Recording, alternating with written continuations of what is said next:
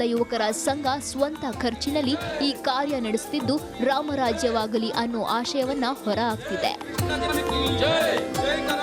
Chetan Padmashali, republic Kannada, Chikkamagaluru.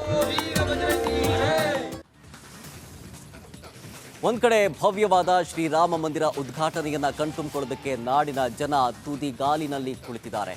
ಮತ್ತೊಂದು ಕಡೆ ರಾಮನ ಭಕ್ತರಾದಂತಹ ಸಾಸನೂರ ಬೇಕರಿಯವರು ಶ್ರೀರಾಮ ಮಂದಿರವನ್ನ ಕೇಕ್ನಲ್ಲಿ ತಯಾರಿಸಿದ್ದು ಅದು ಸೆಂಟರ್ ಆಫ್ ಅಟ್ರಾಕ್ಷನ್ ಆಗಿದೆ.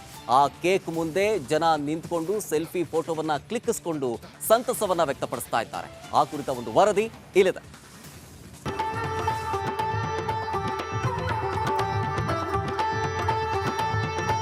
ಅಯೋಧ್ಯೆಯಲ್ಲಿ ನಿರ್ಮಾಣವಾದ ಶ್ರೀರಾಮ ಮಂದಿರ ಪ್ರತಿಕೃತಿಯನ್ನೇ ಕೇಕ್ನಲ್ಲಿ ನಿರ್ಮಾಣ ಮಾಡಲಾಗಿದೆ. ಗದಗ ನಗರದ ಪ್ರಖ್ಯಾತ ಕೇಕ್ ತಯಾರಕರಾದ ಸಾಸನೂರ ಬೇಕರಿ ಸಿಬ್ಬಂದಿಗಳು ಕಳೆದ 7 ದಿನಗಳ ಕಾಲ ಕಠಿಣ ಪರಿಶ್ರಮದಿಂದ 35ರಿಂದ 40 ಕೆಜಿ ತೂಕದ ಕೇಕ್ನಲ್ಲಿ ಶ್ರೀರಾಮ ಮಂದಿರ ನಿರ್ಮಿಸಿದ್ದಾರೆ. ಸಾಮಾಜಿಕ ಜಾಲತಾಣದಲ್ಲಿ ಶ್ರೀರಾಮ ಮಂದಿರವನ್ನ ನೋಡಿ ಹಾಗೆಯೇ ಕೇಕ್ನಲ್ಲಿ ಶ್ರೀರಾಮ ಮಂದಿರ ನಿರ್ಮಾಣ ಮಾಡಲಾಗಿದೆ. ಜನವರಿ 22ರಂದು ರಾಮ ಮಂದಿರ ಉದ್ಘಾಟನೆ ಇರೋದ್ರಿಂದ ಸೊ ಎಲ್ಲರಿಗೂ ಇಡೀ ಹಿಂದುತ್ವ ಇಡೀ ರಾಷ್ಟ್ರದಲ್ಲಿ ಎಲ್ಲರಿಗೂ ಖುಷಿಯ ಸಂಘ ಇದು. ಸೊ ಅದಕ್ಕಾಗಿ ಎಲ್ಲ ಊರಲ್ಲೂ ಒಂದೊಂದು ಥರ ಒಂದೊಂದು ಇದನ್ನೆಲ್ಲ ಮಾಡ್ತಿದ್ದಾರೆ. ಜೋಳದ ತೆನೆಯಲ್ಲಿ ಕೇಕ್ ಇದನ್ನೆಲ್ಲ ಮಾಡ್ತಿದ್ದಾರೆ. ಸೊ ನಾವು ಮಂದಿರನ್ನ ಒಂದು ಕೇಕ್ ರೂಪದಲ್ಲಿ ಮಾಡೋಣ ಅಂತ ವಿಚಾರ ಮಾಡಿಕೊಂಡು ಸೊ ಸತತ 7 ದಿನದಿಂದ ನಾವು ಇದನ್ನು ಎಲ್ಲನೂ ಅಂದರೆ ಗೂಗಲಲ್ಲಾಯಿತು, ಆಮೇಲೆ ಇನ್ಸ್ಟಾಗ್ರಾಮ್ದಲ್ಲಿ ವಿಡಿಯೋ ಬರೆದ್ರೆ ಅದನ್ನು ನೋಡಿಕೊಂಡು ನಾವು ಇದನ್ನು ಮಾಡೆಲನ್ನು ನಾವು ಮಾಡಿದ್ದೇವೆ. ಕೇಕನ್ನು ಸಕ್ಕರೆ ಪೇಸ್ಟ್ನಿಂದಲೇ ತಯಾರಿಸಿದ್ದು ಸಂಪೂರ್ಣವಾಗಿ ಸಸ್ಯಾಹಾರವಾಗಿದೆ. ಜನವರಿ 22ರವರೆಗೆ ಬೇಕರಿ ಮುಂದೆ ಕೇಕನ್ನು ಪ್ರದರ್ಶನಕ್ಕೆ ಇಡಲಾಗುತ್ತೆ. ಗದಗ, ಬೇಟಗೇರಿ, ಅವಳಿ ನಗರದ ಜನರು ಕೇಕ್ನಲ್ಲಿ ನಿರ್ಮಾಣವಾದ ಶ್ರೀರಾಮ ಮಂದಿರದ ಮುಂದೆ ನಿಂತು ಸೆಲ್ಫಿ ಹಾಗೂ ಫೋಟೋಗಳನ್ನು ತೆಗೆದುಕೊಂಡು ಖುಷಿ ಪಡ್ತಿದ್ದಾರೆ. ಸಾಸನೂರು ಬೇಕರಿ ಕಡೆ ದಿನ ಎಲ್ಲ ಐಟಮ್ಗಳನ್ನು ಒಯ್ಯಕ್ಕೆ ಬರ್ತೀವಿ.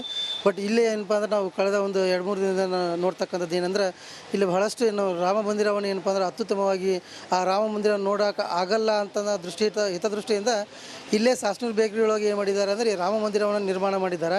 ಆ ರಾಮ ಮಂದಿರವನ್ನು ನಿರ್ಮಾಣ ಮಾಡಿದಂತಹ ಸಾಸನೂರು ಬೇಕರಿಯವರ ಒಂದು ಟೀಮಿಗೆ ಮತ್ತು ಮಾಲಕರಿಗೆ ತುಂಬ ಕೃತಜ್ಞತೆಯನ್ನು ಸಲ್ಲಿಸ್ತೀನಿ. ಶ್ರೀರಾಮ ಭಕ್ತರಾದ ಸಾಸನೂರ ಬ್ರದರ್ಸ್ ಕೇಕ್ನಲ್ಲಿ ಶ್ರೀರಾಮ ಮಂದಿರ ಪ್ರತಿಕೃತಿ ಮಾಡೋ ಮೂಲಕ ತಮ್ಮದೇ ಆದ ಭಕ್ತಿಯನ್ನ ಮೆರೆದಿದ್ದಾರೆ. ಜನರು ಕೂಡ ಬಂದು ಕೇಕ್ನಲ್ಲಿ ಮೂಡಿ ಬಂದ ಶ್ರೀರಾಮ ಮಂದಿರವನ್ನ ನೋಡಿ ಸಖತ್ ಖುಷಿ ಪಡ್ತಿದ್ದಾರೆ. ಮಂಜು ಪತ್ತಾರ, ರಿಪಬ್ಲಿಕ್ ಕನ್ನಡ, ಗದಗ.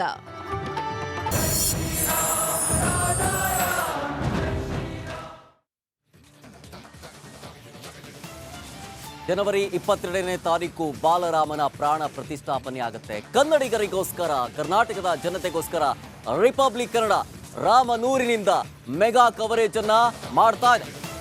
ರಾಮನೂರಿನಲ್ಲಿ ನಿಮ್ಮ ರಿಪಬ್ಲಿಕ್ ಕನ್ನಡ ಅಯೋಧ್ಯೆಯ ಇಂಚಿಂಚು ಮಾಹಿತಿಯನ್ನ ನಿಮ್ಮ ಮುಂದೆ ಇಡ್ತಾ ಹೋಗುತ್ತೆ. ರಿಪಬ್ಲಿಕ್ ನೆಟ್ವರ್ಕ್ನಿಂದ ನಂಬರ್ 1 ಕವರೇಜ್. ಇವತ್ತು ರಾಮಲಲ್ಲಾ ಮೂರ್ತಿ ಪ್ರತಿಷ್ಠಾಪನೆಯಾಗುತ್ತೆ. ಅಯೋಧ್ಯೆಯಲ್ಲಿ ರಿಪಬ್ಲಿಕ್ ಕನ್ನಡದ ಗ್ರೌಂಡ್ ರಿಪೋರ್ಟ್. ಇವತ್ತು ರಾಮಲಲ್ಲಾ ಮೂರ್ತಿ ಪ್ರತಿಷ್ಠಾಪನೆ ಆಗುತ್ತೆ. 22ಕ್ಕೆ ಪ್ರಾಣ ಪ್ರತಿಷ್ಠಾಪನೆ ಆಗುತ್ತೆ.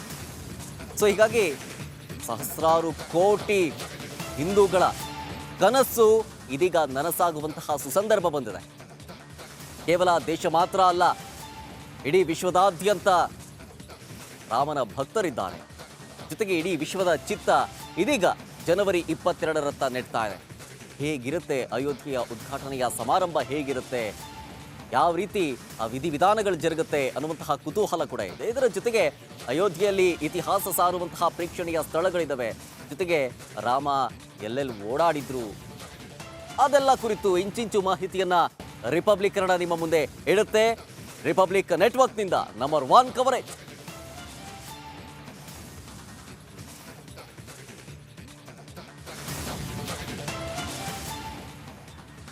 ಅಯೋಧ್ಯೆಯ ಶ್ರೀರಾಮನಿಗೆ ಬೆಂಗಳೂರಿನ ಯುವಕರಿಂದ ತುಳಸಿ ಸೇವೆಯನ್ನ ಮಾಡಲಿಕ್ಕಿದ್ದಾರೆ. ನೋಡ್ತಾ ಇದ್ದೀವಿ, ಸಹಸ್ರಾರು ಕೋಟಿ ಜನರ ಒಂದು ಕನಸು ಇದೀಗ ನನಸಾಗುವಂತಹ ಸುಸಂದರ್ಭ ಬಂದಿದೆ. ಇದೇ ಸಂದರ್ಭದಲ್ಲಿ ಅಯೋಧ್ಯೆ ರಾಮನಿಗೆ ಕನ್ನಡಿಗರಿಂದ ತುಳಸಿ ಸೇವೆಯನ್ನ ಅರ್ಪಿಸಲಾಗುತ್ತೆ. ತುಳಸಿ ಹಾರವನ್ನ ಮಾಡೋದಕ್ಕೆ 3 ಯುವಕರು ಅಯೋಧ್ಯೆಯತ್ತ ಪ್ರಯಾಣವನ್ನ ಬೆಳೆಸಿದ್ದಾರೆ. ಜನವರಿ 22ಕ್ಕೆ ರಾಮಲಲ್ಲಾನಿಗೆ ತುಳಸಿಯ ಮಾಲೆ ಸಿದ್ಧವಾಗ್ತಾ ಇದೆ. ಹೀಗಾಗಿ ತುಳಸಿಯನ್ನ ಬೆಳೆಯೋದಕ್ಕೆ ಅಯೋಧ್ಯೆಯ ಸಮೀಪ 2 ಎಕರೆ ಜಾಗವನ್ನು ಖರೀದಿ ಮಾಡಿದ್ದಾರೆ. ಸೆಪ್ಟೆಂಬರ್ ತಿಂಗಳಿನಿಂದ ರಾಮನಿಗಾಗಿ ಆ 2 ಎಕರೆ ಜಾಗದಲ್ಲಿ ತುಳಸಿ ಗಿಡವನ್ನು ಬೆಳೆಯಲಾಗುತ್ತೆ. ಬೆಂಗಳೂರಿನ 3 ಯುವಕರಿಂದ ತುಳಸಿ ಕಟ್ಟೋ ಕಾರ್ಯ ಕೂಡ ಭರದಿಂದ ಸಾಗುತ್ತೆ. ಕೋಟ್ಯಾಂತರ ಹಿಂದೂಗಳ ಒಂದು ಕನಸು ನನಸಾಗುವಂತಹ ಸುಸಂದರ್ಭ.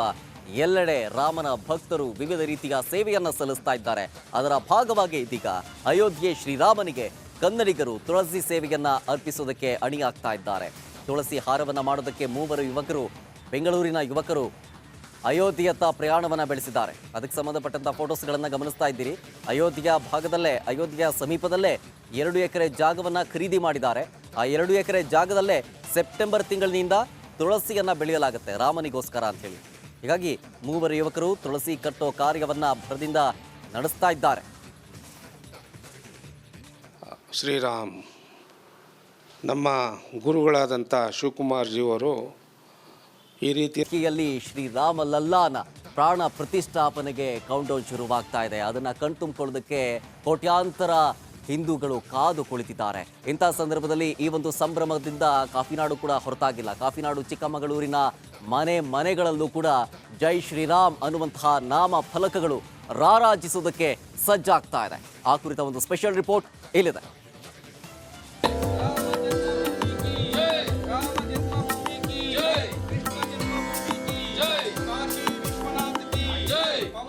ಜೈ ಶ್ರೀರಾಮ್ ಘೋಷಣೆ. ಮನೆಗಳ ಮುಂದೆಯೂ ಶ್ರೀರಾಮ ನಾಮ ಫಲಕ. ಕೇಸರಿ ಶಾಲು ಧರಿಸಿ ಬೀದಿ ಬೀದಿಯಲ್ಲಿ ಸಾಕ್ತಿರೋ ಯುವಕರ ಪಡೆ. ಇದು ಕಾಫಿನಾಡು ಚಿಕ್ಕಮಗಳೂರಿನ ಶಾಂತಿನಗರದ ಕಲ್ದೋಡಿಯ ಸಂಭ್ರಮದ ಕ್ಷಣಗಳು.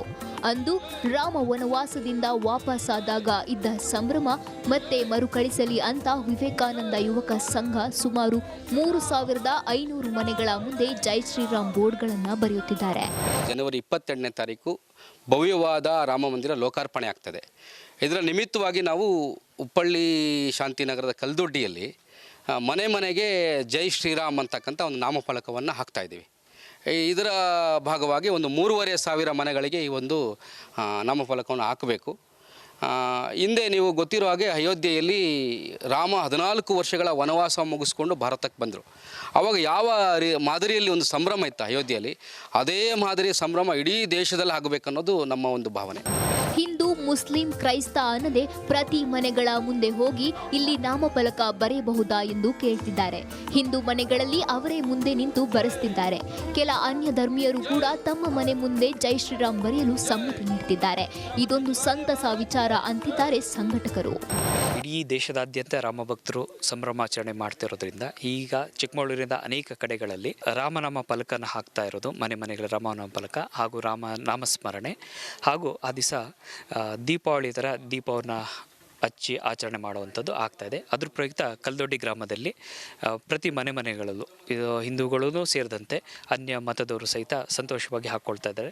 ಕೆಲವರು ಸಂಕೋಚ ಪಡ್ತಾ ಇದ್ರು, ಕೆಲವರು ಎಲ್ಲರೂ ಹಾಕ್ಕೊಳ್ತಾ ಇದ್ದಾರೆ, ಖುಷಿಯಿಂದ ಹಾಕ್ಕೊಳ್ತಾ ಇದ್ದಾರೆ. ಒಟ್ಟಾರೆ ಜೈ ಶ್ರೀರಾಮ್ ಭಕ್ತರು ಕೇಸರಿ ಶಾಲಿನೊಂದಿಗೆ ಮನೆಗಳ ಮುಂದೆ ಜೈ ಶ್ರೀರಾಮ್ ನಾಮಫಲಕ ಬರೆಯೋ ಕಾರ್ಯವನ್ನ ಬಹಳ ಉತ್ಸುಕರಾಗಿ ನಡೆಸುತ್ತಿದ್ದಾರೆ. ವಿವೇಕಾನಂದ